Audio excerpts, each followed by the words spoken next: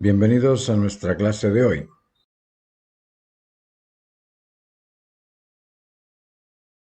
No sé si ves la línea acá. Esa es la línea Sí, sí, que normalmente se hace, el recorte de un lado para otro.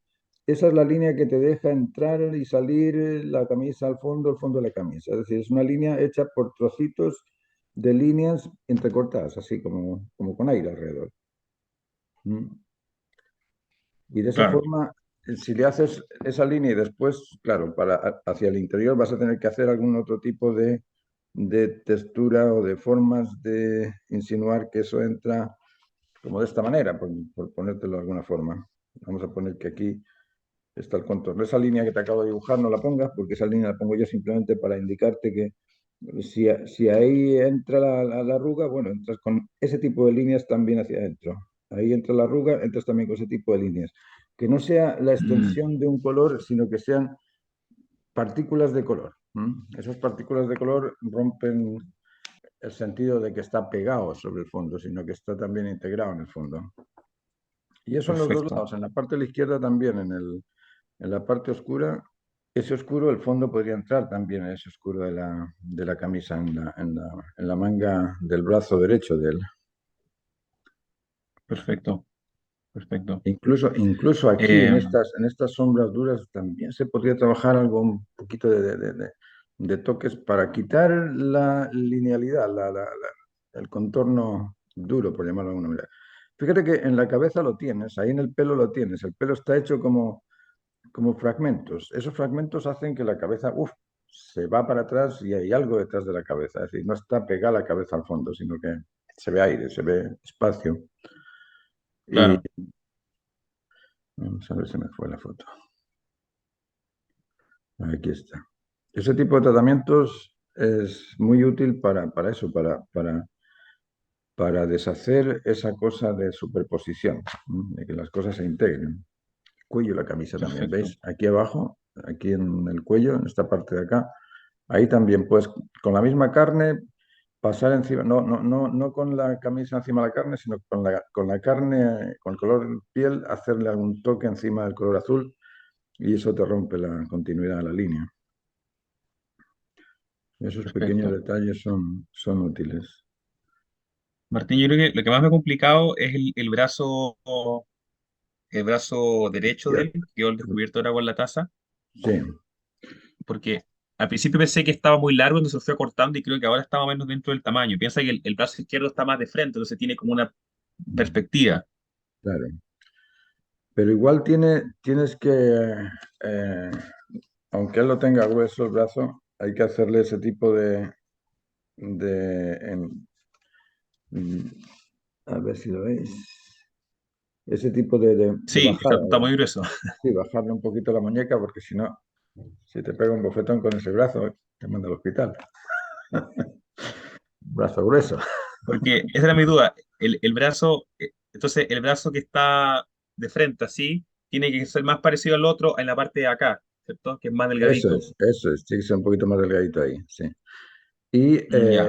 lo que puedes hacer también es alargar un poco la manga, es decir, ponerle la manga un poquito más dentro del brazo, porque, claro, tú dices, el otro brazo está en perspectiva, pero cuando yo veo el largo de este brazo, nosotros tenemos el húmero, no, sí, el húmero y el cúbito y el radio tienen la misma distancia, son igual de largos. Entonces se ve corta la distancia del húmero comparada con la distancia del cúbito. Es decir, Mm. tendrías que taparle un poquito ahí simplemente con la tela de la camisa para que no se note que el brazo está demasiado largo, nada más. Ah, Porque, ya, esa es una buena solución. Porque claro, antes, de hecho, el brazo estaba más largo y pasaba el marco de la puerta y ahí lo recorté. No sé si te acuerdas que era más grande. De hecho, se ve un poco la mancha azul al fondo que le quité de sí, codo. no, no, hay que quitarle un poquito más, sí. Y ahí la mano Ya. también la tienes que echar un poquito más hacia la izquierda, la muñeca. El juego de la muñeca es esta porción que llega un poquito más atrás, ¿no? Para que te quede Mm. espacio para los tarsos, los carpos, metacarpos. Pero ahí es poner a alguien con las manos y tratar de hacerlo igual, no hay otra. Claro. Lo mejor es poner un modelo, hacer una foto y en base a esa foto hacerle. en las proporciones. Y después, claro, tienes que poner la sombra proyectada sobre la mesa. Son pequeños La detalles. sombra del cuerpo sobre la mesa. Ujú. Ahora, cuando pintes la cara, yo de los colores de la cara pondría sobre el brazo, sobre los dos brazos, ¿no? Pero sobre el brazo izquierdo de él, el derecho que estamos viendo, le pondría también una porción de luz parecida a la de la cara también para... Sí, ¿Perdona? lo que te decía, que los brazos le falta luz. Que la cara tiene la luz y la mano tiene luz, pero los brazos no le he puesto nada todavía. Sí. Hay un trabajo de manos que me mandó alguien, déjame que lo voy a buscar aquí. No sé si fue la Fernanda, alguien me mandó un trabajillo de manos que me gustó mucho. A ver si te lo encuentro y te lo mando. Y eran las manos matizadas, muy bien matizadas.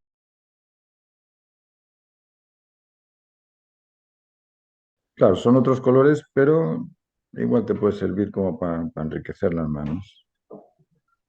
Claro, están en otra posición y son de otra manera, son de una niña, son Mm, distintas, pero lo que me refiero es al tratamiento de enriquecerlo con distintos grises, así como está esto, más o menos. Claro que va a tener que ser un poquito ujú. más oscuro, pero ese tipo de reparto de colores hace que las manos se vean notorias. Ahora, también depende de qué es lo que tú quieras dar a entender en esta composición, si la cara o las manos. Él va a tener las manos como entrecruzadas, así. Claro, tiene una mano así, una Ah, cubriendo y la otra como así. una que también es bonita ese estilo de mano protectora. Pero sí, si le puedes enriquecer así con variedad de colores como eso, te va a quedar muy bien, muy bien. Dejar ahí Mm, entre la cuchara y la taza, añadirle para ligarlo un poco, para que se vea que sí, la taza no es un objeto que está colgando ahí en el aire, sino que es un objeto lógico porque va a tomarse un té, ¿no? claro.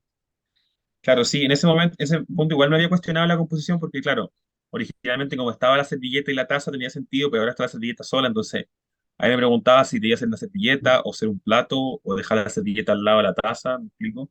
O- La servilleta te cierra la composición porque como es un triángulo y ayuda también a la línea de los brazos. Yo creo que eso Mm, está bien y la cuchara es un elemento ahí.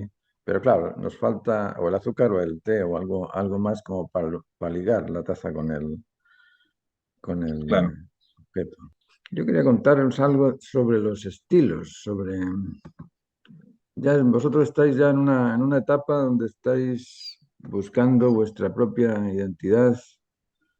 Y en ese buscar la propia identidad, lógicamente, hay que buscar los estilos. Y no sé, yo supongo que habréis hecho un recorrido a lo largo de la historia de los diferentes estilos, de las formas de trabajar, de cada uno de los momentos. Y si te fijas, el estilo que generalmente permanece o que es constante es, podríamos decir que es el realismo, podríamos decir que es el clasicismo. Lo clásico Ujú. permanece porque hace escuela. Esa es la razón de por qué permanece lo clásico, porque es de clase, te hace escuela, te deja un ciertos residuos como para que tú los sigas y puedas aprender el oficio. A eso es a lo que generalmente o tradicionalmente se considera clásico. Pues eso se repite una y otra vez, una y otra vez. En la búsqueda de lo clásico es siempre la misma. Nosotros somos seres humanos y vamos a buscar siempre lo que te digo, la calidad, la información, la armonía, y esos son aspectos constantes porque están dentro de los valores humanos y es lo que buscamos siempre. Y en lo clásico existe siempre lo fundamental. Esto también es algo importante de comprender, que aquello que es clásico porque es fundamental, es decir, es la esencia de las cosas. La esencia del arte es la geometría, el color y la forma. Y ese tipo de aspectos se buscan en su base esencial. La base esencial de la geometría es el triángulo, bueno, es el círculo y dentro del círculo tenemos el triángulo y el cuadrado. Esos son los aspectos típicos del clasicismo, por eso que los griegos lo examinaron harto, se dieron cuenta de que esa era la norma constante en las proporciones de los cuerpos y Pitágoras fue uno de los que empezó a decirnos que las cosas son números, son matemáticas, son porciones. Nosotros cuando hablamos de espacio estamos hablando de un punto y de otro punto. Y entre un punto y otro punto hay 1, 2, 3, 4, 5 metros, 1, 2, 3, 4, lo que sea, pero hay números entre uno y otro. Y esos dos puntos ya son dos. Es decir, para los antiguos el uso de la geometría y la matemática era fundamental. ¿Y qué fue lo que hicieron? Bueno, hicieron con esa base, hicieron lo que hicieron. Hicieron todo este tipo de elementos clásicos. Esto lo puedes ver en internet, hay un montón de estilos. ¿Veis? Ahí tienes el triángulo, el cuadrado, el rectángulo. Y en esa época pues no se usaba mucho el círculo, pero siempre se buscaban bóvedas y cosas así. Dentro de los estilos hay dos cosas que son importantes de comprender y que se extienden en muchas áreas, y es el rito y el mito. El mito y el rito existen todo. ¿Por qué se necesita el rito y el mito? Porque el mito es aquello que nos atrae y la manera de mantener ese atractivo durante los años es mediante un rito. El mito se crea.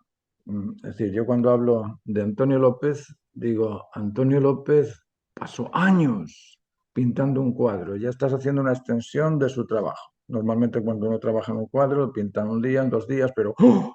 Años. Eso es mito. Eso es mito porque en realidad no tarda años en pintar un cuadro, simplemente estructura su trabajo y en este año voy a pintar un poquito en este y el próximo año voy a pintar un poquito el otro, pero no es que se pase 30 años haciendo la escultura sin hacer otra cosa. Pero Mm, crea mito el hecho de decir, wow, fíjate, que se extendió tantos años. Y la gente cuando lo escucha dice, oh, Antonio López es diferente. Ya, mito. Antonio López vende un cuadro y después lo pide para seguir trabajando en la casa. ¡Oh! Mito. ¿Mm?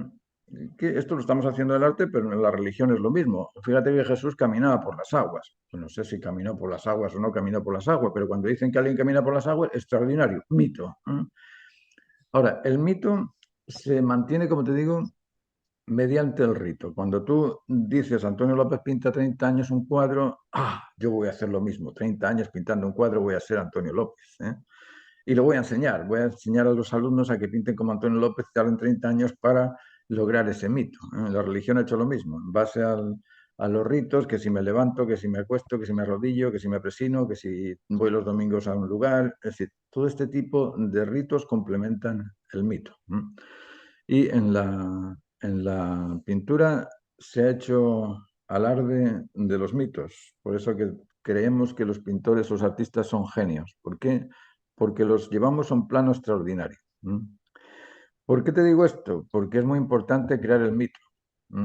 Mi mito era, en un momento dado, se dijo que yo tenía una secta porque hablaba de cosas distintas a las de los demás. Fue un mito, pero ese mito despertó el interés.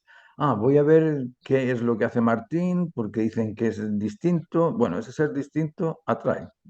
¿Atrae o no atrae? Si, por ejemplo, el caso de Dalí es tanto lo que trata de inflar el mito que al final la gente dice, ya, coño, esto es cachondeo, esto ya no es útil, ¿eh?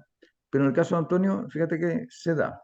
Antonio, puedes decir que, wow, está haciendo algo extraordinario y porque es extraordinario y lo puedo hacer, lo puedo repetir y me es fácil hacerlo, pues se crea esa constancia. El estilo clásico ha sido así. El estilo clásico es algo que sí, que busca esos mitos. ¿Por qué el círculo? Porque es el emblema de lo infinito. No hay comienzo ni final en un aro, no hay inicio ni fin en el anillo. Es infinito, símbolo infinito, lo mantengo y lo puedo seguir haciendo. ¿Por qué el triángulo? Es la verticalidad. En el triángulo hay un vértice arriba y los otros dos vértices están sujetando, pero sujetan la mirada en el vértice central, en el de arriba. Eso significa la verticalidad de las cosas. O en el cuadrado, mira, existen 4 ángulos distintos, 2 arriba, 2 abajo, pero se reparten igual, son 45 grados cada uno. Es decir, estamos viendo las diferencias comunes. ¡Wow!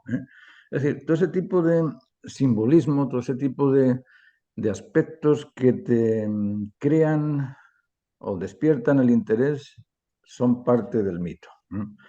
Y eso se conserva mediante el rito, mediante la repetición.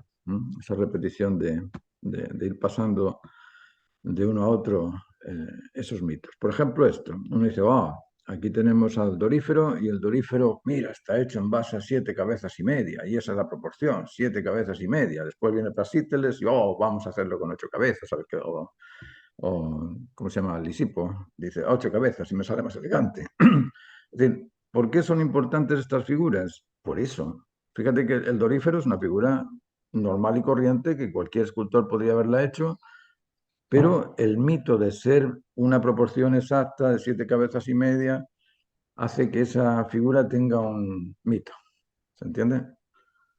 Y eso, como te digo, Claro, se sigue practicando, se sigue comentando y en base a eso, o del dorífero de Policleto es importante. Las proporciones clásicas han sido siempre estudiadas y mantenidas porque contienen ese mito, eh, ¿cómo decirte? Ese mito racional, ese mito que es ajustado. Sí, las 7 cabezas y media del dorífero hace que el dorífero tenga una buena proporción, o las 8 cabezas hacen que tenga una buena proporción. ¿Por qué? Porque es ajustado, lo mantengo. Ahora, hay otro tipo de mitos que después vamos a ver, que son mitos que no se mantienen, surgen y se van. Vamos a ver aquí esto. Aquí seguimos con el estilo clásico. Vamos a poner esto para arriba, nos quita aquí. El estilo clásico en la pintura, aquí lo veíamos en la escultura. En la escultura, lógicamente, buscan esas proporciones exactas, y hay los griegos, después los romanos. Ahí en Internet hay un montón de ese tipo de figuras que las puedes ir ujú, viendo. Yo quiero seguir con mi tema del mito y del rito porque creo que es útil para que lo podamos también aplicar. En la pintura, lo que es clásico surgió en Francia con Luis XV, Luis XIV, que empezaron con todo este desarrollo del nacionalismo francés y surgieron Poussin y todos estos, el François, ¿cómo se llamaba el que pintó a la marquesa Pompadour?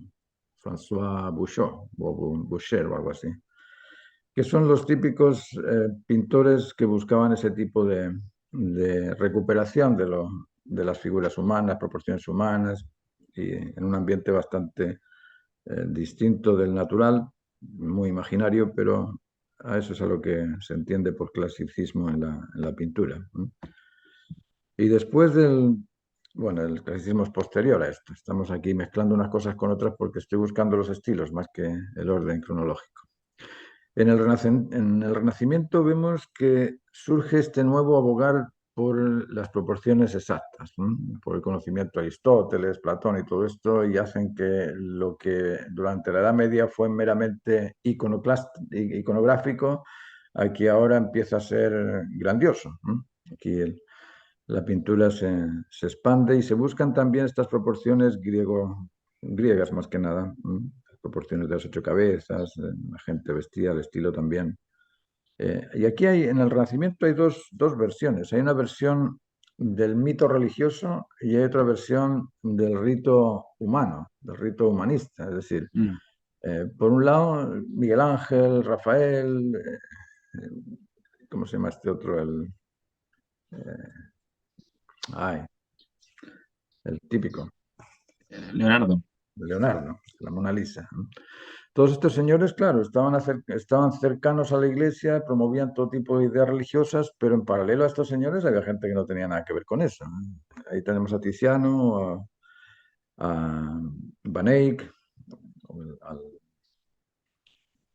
siempre se me olvida este hombre, Ah, Carballo. sí. Claro, y esta gente buscaban algo distinto. Estos ya no están por el mito religioso, sino que estaban por el mito naturista, por el mito más humano, más real, ¿eh? Es decir, las cosas son como son oscuras, no tenemos colores, el ambiente es peligroso, estamos en batallas. Es decir, te está contando el cuento de una realidad no mítica, pero te están buscando idealizar otro tipo de situaciones que también son importantes porque a todos nos atañen, la lucha, ese tipo de presión, de momentos de miedo, de temor. Y de ahí pasamos a otro tipo de mito, el mito del barroco, el mito de lo excelente, de lo soberbio, de lo maravilloso, de aquello que tenía que ser sobrenatural gracias al colonialismo, gracias a toda la plata que entra en Europa de las colonias. ese mito se conservó también mediante el rito. Los orfebres, los escultores, lo que más se hace generalmente en el barroco son estos frontis de las catedrales, estas cosas extraordinarias. Vas a cualquier basílica de Europa y te quedas con la boca abierta. Dices, ¿cómo es posible que esta gente haya trabajado la madera de esa forma, la piedra de esa forma, los vidrios de esa forma? Es decir, está todo hecho de una manera extraordinaria. ¿Y por qué? Porque existía el mito religioso de que va a volver Cristo, que es lo que surgió con el Renacimiento, la división entre la Iglesia protestante y los católicos, ¿no? Claro. Los católicos no esperaban a Cristo, pero los protestantes sí. Los protestantes decían, bueno, aquí esto va a ocurrir pronto. Y si va a ocurrir pronto, necesitamos mostrarle a Dios su casa, necesitamos crear estos edificios. Y los católicos utilizaron eso también para mostrar que estaban por sobre los protestantes. Es decir, si yo le muestro a una persona esto que es divino y el protestante me muestra una caja pintada de blanco, sin cruz, sin ningún tipo de arte, pues el protestante no tiene tanto apoyo divino como el que tengo yo. Es decir, ahí el mito está sirviendo también para que el arte pueda adquirir esos niveles de desarrollo increíbles. Y aquí tenemos otra porción de la pintura del barroco. Como te digo, en el barroco tuvimos a Murillo, a Zurbarán, que eran netamente religiosos, Rubens, que andaba entre lo mitológico, lo religioso, en una cosa intermedia, y a Rembrandt y a Velázquez, que son personajes que no se unen con la religión por ningún lado. Velázquez yo creo que ni creía en Dios. Era un señor más plantado en la tierra y sus trabajos son de cosas cotidianas, las hilanderas, Sí, los tenía borrachos. muy poco trabajo religioso. Yo recuerdo, claro, esa monja que pinta al principio de su carrera, ¿cierto? Hay una monja, hay un Cristo también crucificado. Sí. eh, y está esta parábola de este santo que está esperando como un pan, ¿cierto? Que tiene como un pájaro. Ujú. Y aquí viene el mito falso, el mito del exceso. El rococó no es ni más ni menos que el buscar una cosa sensual, una cosa eh, te hace pensar como que todo el mundo en Europa en aquella época vivía así, en campanarios, vivía con estos columpios y la gente se vestía, wow, como princesas y los sitios interiores eran, wow.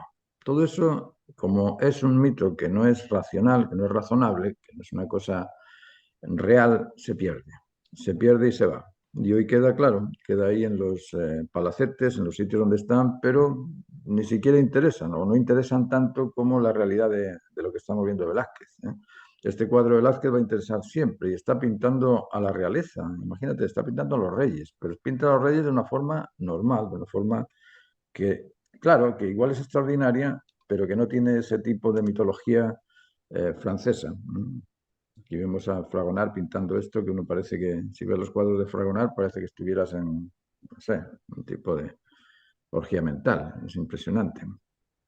Watteau también. Watteau pinta unas cosas grandes, inmensas, y todos son paisajes preciosos, donde las mujeres andan desnudas y andan por todos lados. Y bueno, ese es el tipo de mito que no va a ser escuela, no va a ser clásica, pero que puede existir también.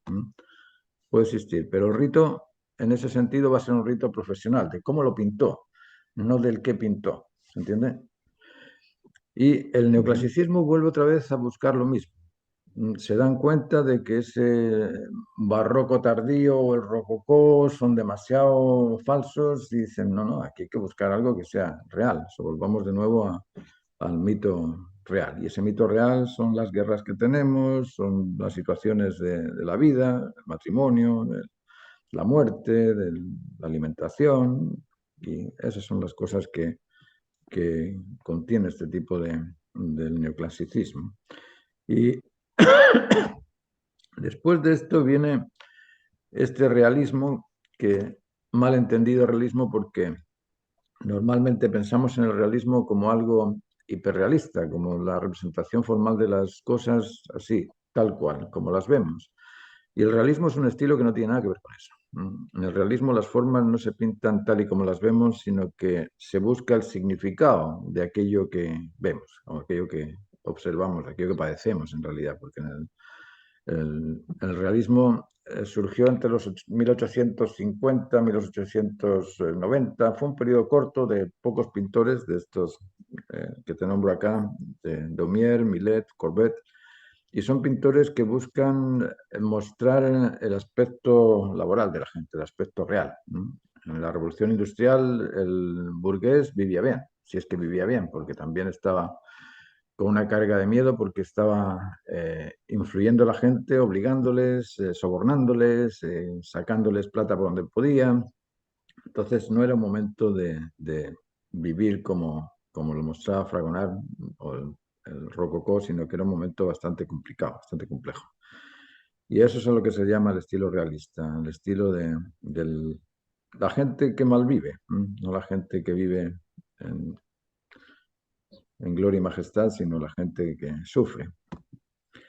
Y después de eso ya vienen estos movimientos más cercanos, el impresionismo, que es buscar ese tipo de impresiones que sentimos. Y todo esto viene dado por los temas de la ilustración, por los idealismos, por la psicología que comienza ahí con Freud, empieza a participar de la mentalidad de la gente y ahí se pierde un poco la relación con lo clásico, ¿eh? Lo clásico pasa a ser algo anticuado, pero se mantiene igual. Es decir, fíjate que todos estos mitos, el mito de los idealismos del momento bueno, el comunismo por un lado, de los nacionalismos en Europa, se van creando estos fascismos en Italia, en Francia, en todos estos sitios se crea ese tipo de ideales, ideales imaginarios para poder vivir mejor. Y el arte busca también eso, busca crear algo sencillo para vivir mejor, pero sin el esfuerzo, sin buscar eh, algo de calidad, o se busca más la comunicación que la calidad. Y surgen estos grupos y de ahí poco a poco se va perdiendo ese oficio, el oficio de las escuelas. En cuando empezaron los fobistas, más que nada, cuando empezaron todo este tipo de grupos informalistas, las escuelas empezaron a reducir sus asistentes. Antes, para entrar en la escuela, había 2.000 personas esperando la llegada, la entrada. Y de repente este tipo de pintura al aire libre empieza a compartirse, la gente dice, bueno, ¿y para qué voy a ir a la escuela si esta gente igual vende los cuadros y los pinta a su modo y bueno, y caben en su sitio, pues ¿para qué ir a las escuelas? Y las escuelas pierden su tradición y se pierde casi haciendo, Eh, se pierde el oficio. Tengo una duda. Eh, Cuando habla de informalismo, ¿hablas como de la pintura moderna en general o se refiere al informalismo español? Como, No, informalismo es esto. Este es el ya, informalismo. Pero el esto informalismo es español, entonces. claro, esto es un poquito posterior al impresionismo, pero lo que hacía Picasso, por ejemplo, era una pintura informalista, lo que hacía Braque era una pintura informalista, lo que hacía Rouault también era una pintura informalista. Ahí Entonces tú no, lo puedes definir como informalista más en general. claro, es que no van con lo formal. Es decir, Matisse cuando pinta, hay cuadros fauvistas de Matisse que ahí dices, bueno, ¿qué es esto? Esto es igual que lo que puede hacer Jackson Pollock, nada más que hecho de otra manera. ¿Por qué? Porque no se busca una orientación formal de lo que es el oficio de la pintura, sino que el oficio ya pasa a ser algo dejado aparte y cada uno pinta como quiere. Pero el informalismo español es este estilo de formas. Aquí pues uno de Jackson Pollock, pero es la pintura de Tapies, Saura, Millares, Zobel, estos pintores que ya se apartan completamente de lo que es tradicional en el arte, ¿eh? Y claro, en cierto aspecto te liberan del oficio, pero en el otro aspecto crean una cierta, eh, un cierto vacío. porque no existe el rito. El rito se va, el rito se esfuma, se pierde. Entonces, claro, todo el mundo hace lo que quiere, pero al no existir rito, no se crea el mito, porque el rito complementa al mito. Es decir, si yo tengo un rito de hábitos de comportamiento social razonable, oye, voy a crear escuela del comportamiento razonable. Pero si no tengo hábitos, el comportamiento se desinfla, no existe. Con la pintura pasa lo mismo. Si yo tengo un hábito de trabajo, una metodología de trabajo, yo digo, wow, esto lo puedo eh, exalzar y crear un mito de ello. Así, fíjate la calidad de los autos que te hace la Rolls Royce. Oh, wow, espectaculares, ¿eh? ¿Por qué? Porque lo está haciendo acorde con aquellas cosas que son necesarias. Pero el Lada, bueno, es el Lada. Va a existir durante un tiempo porque es barato, se va a vender y mucha gente lo va a comprar, pero va a quedar ahí. ¿Por qué? Porque va a durar 3 o 4 años y se te oxida.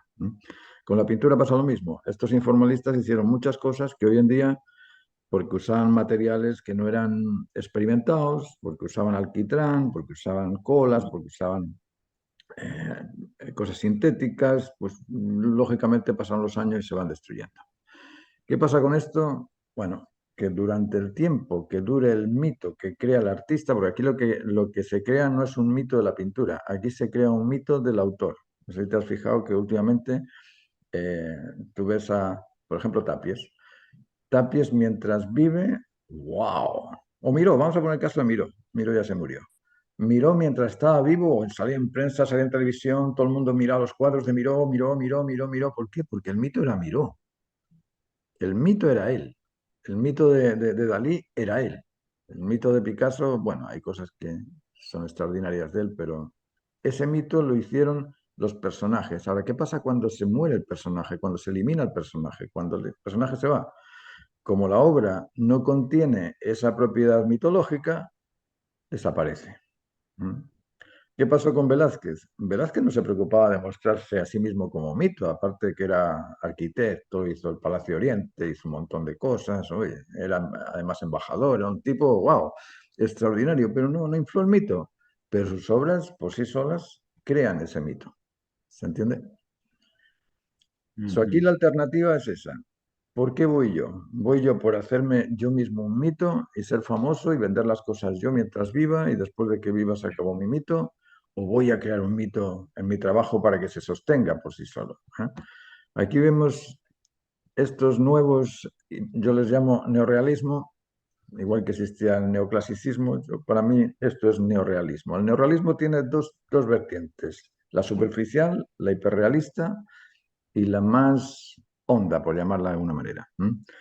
Aquí tenemos cosas de Toral, no de Mario Toral, sino de Toral el español, eh, bueno, y lo típico de los americanos hiperrealistas, que son copias de fotos que no tienen otro valor que la sorpresa de que son fotográficos. Eso es todo el mito que cuentan estos cuadros.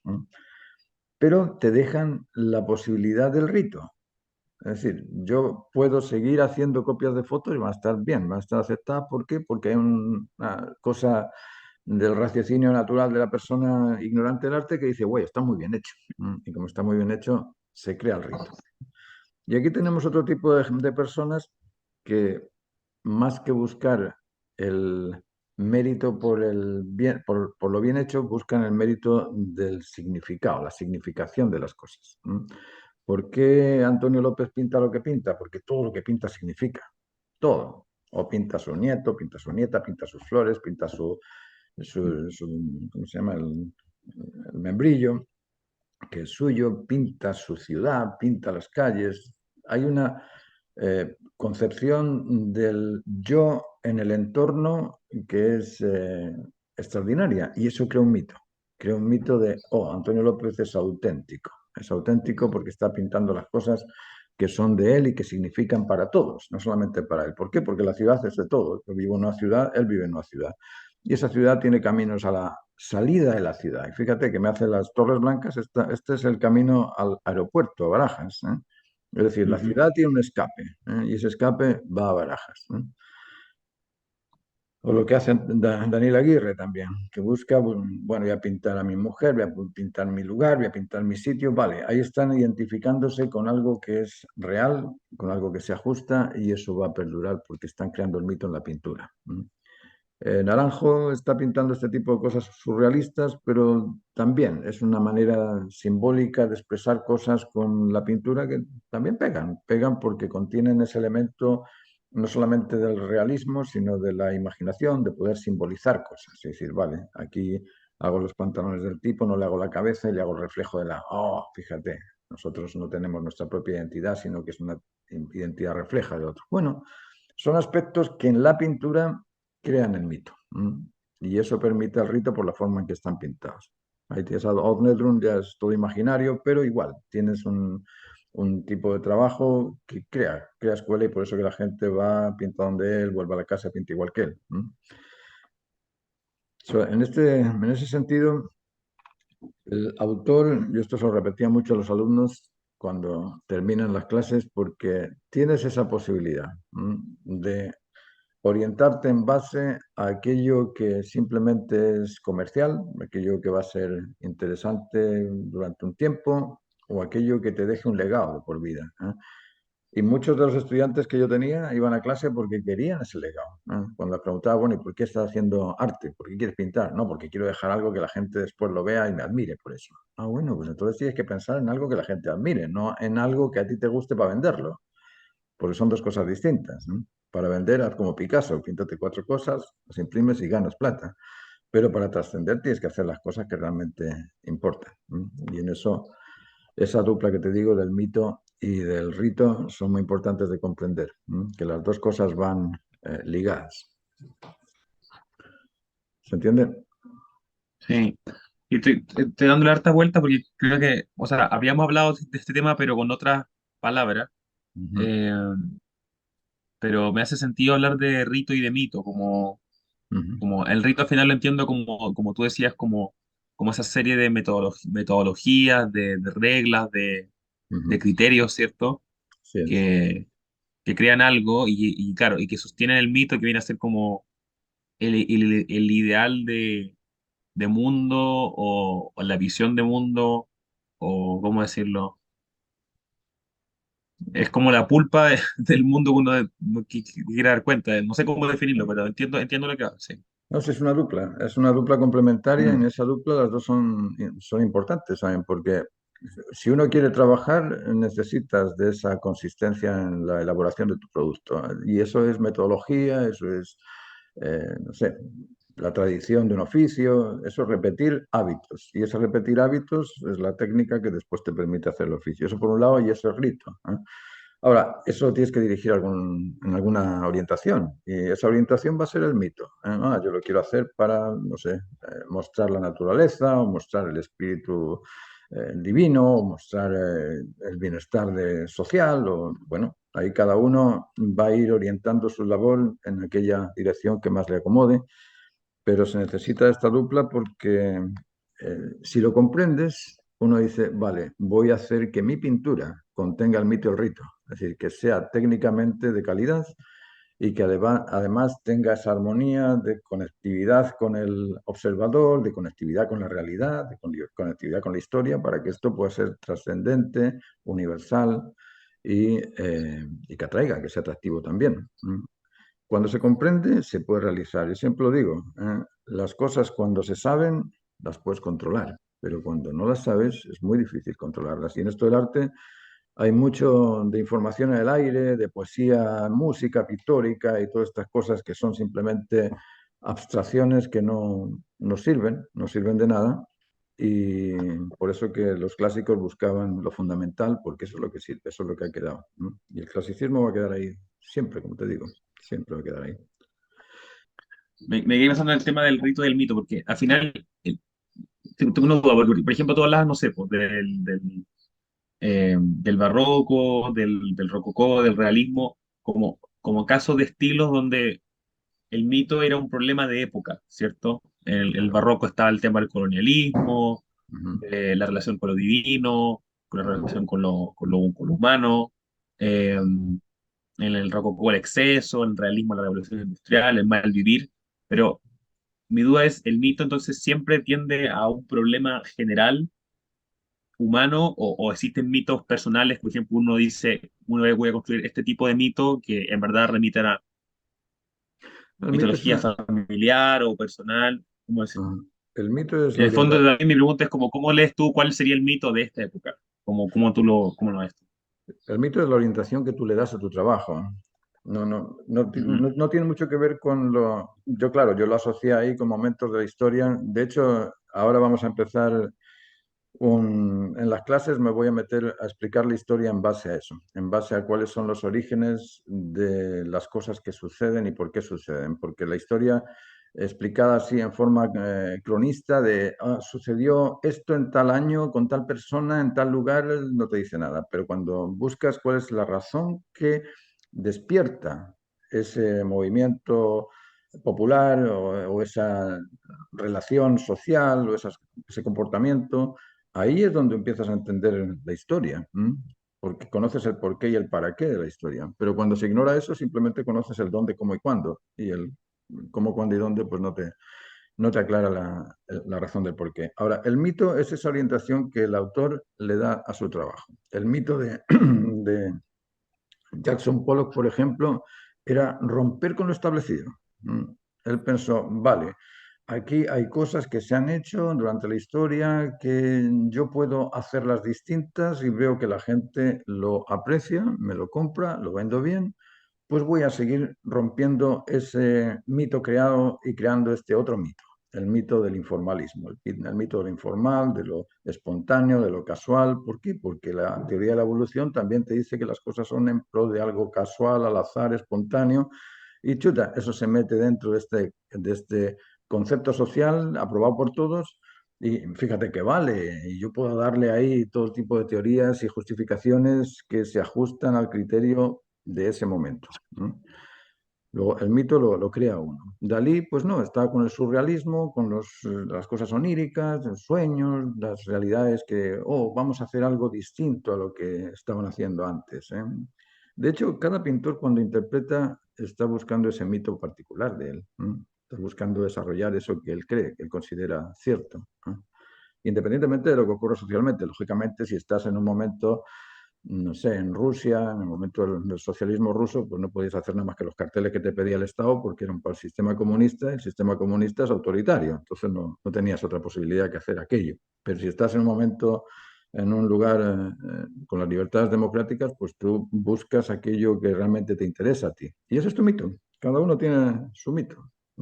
Y lo que sí hay que buscar, creo yo, es la autenticidad en esa representación del mito, ¿no? Por eso que hay que ser bastante concentrado en lo que uno busca y, y ¿cómo decirte? No ir para un lado y para otro, de, hoy voy a hacer esto, hoy voy a hacer aquello. No, tienes que sentarte en algún momento de tu vida, tienes que sentarte y decir, bueno, ¿hacia dónde voy? Y eso perseguirlo independientemente de lo que pase. Yo cuando veo la historia de Antonio López, para mí es un reflejo exacto de esa característica, de ser capaz de plantarte en un ambiente donde todo es distinto a lo tuyo y sacarlo adelante con calidad, comunicación y armonía. Pero cuando él empezó a pintar, estaba pintando alrededor de Tapies, Miró, Canogar, Monpó, ¿quién más había por ahí? Zobel, Saura, todos los informalistas estaban ahí. Y este señor pintando en la calle como, mira, ese señor está pintando cosas anticuadas. Cosas anticuadas, fíjate lo que ha logrado, ¿eh? Hoy en día es el pintor vivo más buscado y más caro de la historia, ¿eh? ¿Por qué? Porque fue constante en buscar aquello que era universal, trascendente, aquello que era significativo, aquello que era importante y con una calidad de trabajo que dices, wow, me quito el sombrero frente a este tipo de trabajo, ¿eh? Entonces eso es lo que yo creo que hay que perseguir y lo he visto también con Daniel Aguirre, eh, que para mí es casi un hijo, es una persona súper querida porque ha ido en esa dirección y hoy lo ves y está haciendo cuadros para la gente súper importante de España. Y dices, bueno, ¿y por qué? Porque siguió esa metodología. Y yo creo que tú tienes también esa habilidad. Tú tienes las condiciones para lograr algo muy importante, muy importante. Pero hay que perseguirlas y concentrarlas en concentrarte en conseguirlas y no dispersarse. La dispersión es el enemigo número uno del éxito. La dispersión no sirve para nada, para nada. ¿Por qué? Porque te da muchos residuos, una variabilidad infinita de muchas cosas, pero en ninguna de esas cosas has logrado un nivel de calidad extraordinario. Entonces, ¿de qué me sirve andar jugando con hoy voy a hacer esto, mañana voy a hacer lo otro? ¿No? Ponte una meta y consíguela.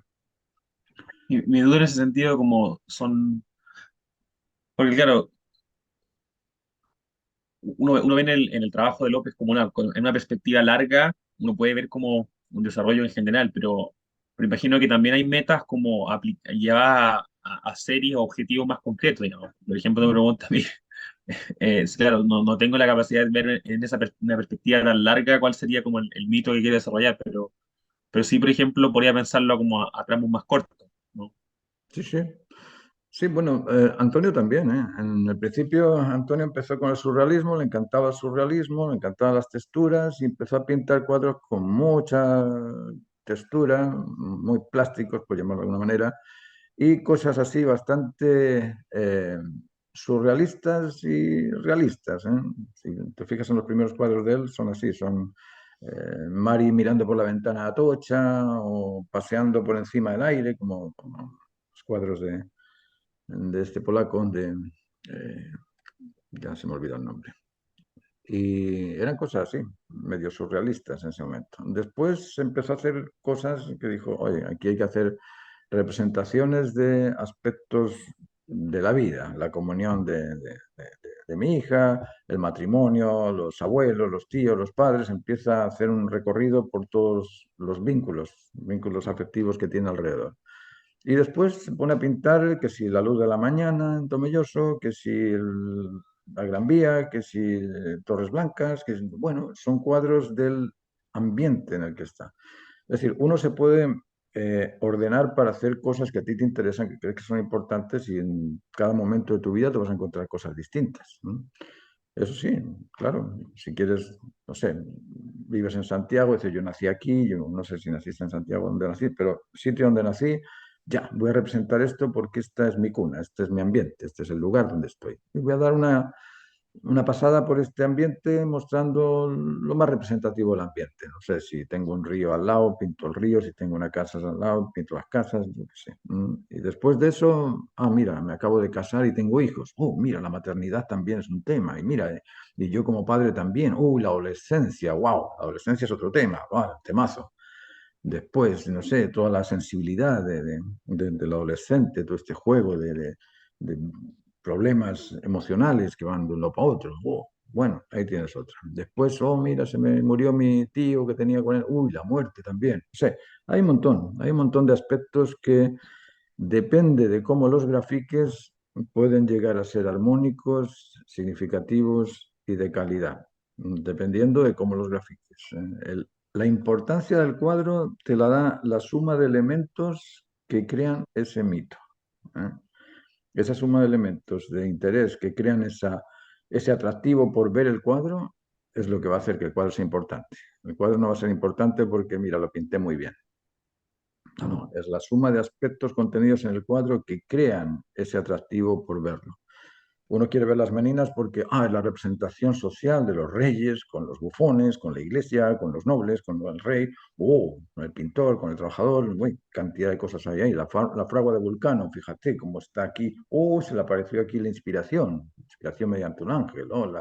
Las hilanderas, mira cómo están las hilanderas trabajando y tan, bueno, todo ese tipo de cosas que las vemos todos, en todas partes, y que cuando las entendemos de esa forma, ok, tengo que crear el mito en la imagen. Ahí vemos el cuadro de una forma distinta, voy a pintar muy bonita la flor. ¿Se entiende? Y eso, claro, Perfecto. eso cuanto más se vaya expandiendo, se vaya trabajando, pues mejor, claro, mucho mejor.